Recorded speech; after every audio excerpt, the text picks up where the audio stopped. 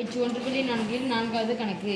A = -11 √2 √5 7, B = √3 √5 6 13 மற்றும் C = √2 √3 √5 9 ஆகியவற்றிற்கு கணங்களின் வெட்டுக்கான சேர்ப்பு பண்பினை சரிபார்க்க.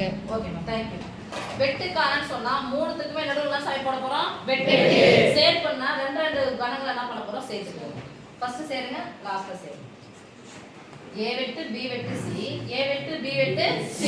சேர்ப்பு பண்ணனும், முன்னாடி ரெண்டு சேருங்க, பின்னாடி ரெண்டு சேருங்க, முடிஞ்சிருச்சு. போலாமா? Yes miss. ஃபர்ஸ்ட் இந்த மாதிரி சரி பார்க்கன்னு கொடுத்தாங்க.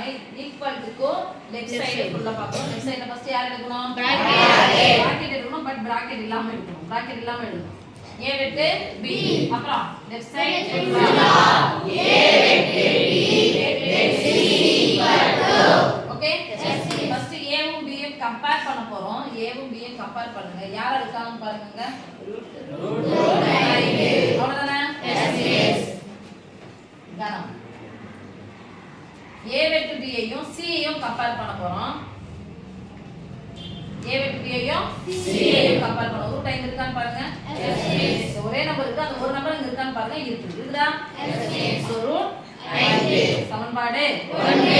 அடுத்து right side bracket, right side ஃபுல்லா ரைட் சைடு பிராக்கெட் நம்ம இருக்கு B வெட்டு C = ரைட் சைடு ஃபுல்லா A வெட்டு B வெட்டு C, A வெட்டு B வெட்டு A வெட்டு B வெட்டு C = B யையும் C யையும் கம்பேர் பண்ணலாம். B யையும் C யையும் கம்பேர் பண்ணலாம். யார் இருக்காங்கன்னு பாருங்க. பொதுவா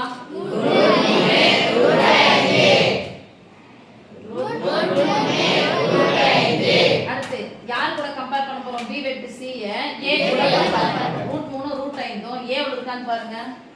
√3 இல்ல, அங்க என்ன இருக்கு? √5 சமன்பாடு 2. சமன்பாடு 1 ரைட் சைடு என்ன இருக்கு?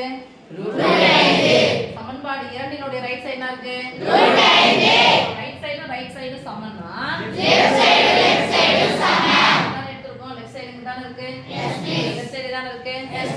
சொல்லுங்க பார்க்கலாம் நீங்களே. சமம்